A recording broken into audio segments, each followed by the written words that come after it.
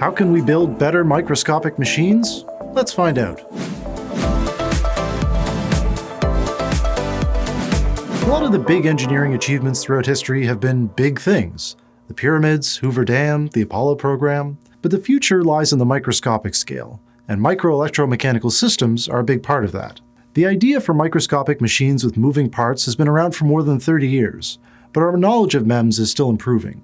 The latest development comes from the National Institute of Standards and Technology, which has been working on understanding how and why these microscopic machines fail. The researchers' test system was comprised of a gear being rotated by a ratchet mechanism. The NIST researchers labeled the MEMS components with fluorescent particles and tracked them using optical microscopes and highly sensitive cameras. Using this technique, they were able to track displacements as small as a few billionths of a meter and rotations of as little as a few millionths of a radian. The NIST team found that jostling of contacting parts and wear on contacting surfaces both played a key role in MEMS durability. Tell us what you think. Connect with us on Facebook or Twitter, or start a project board.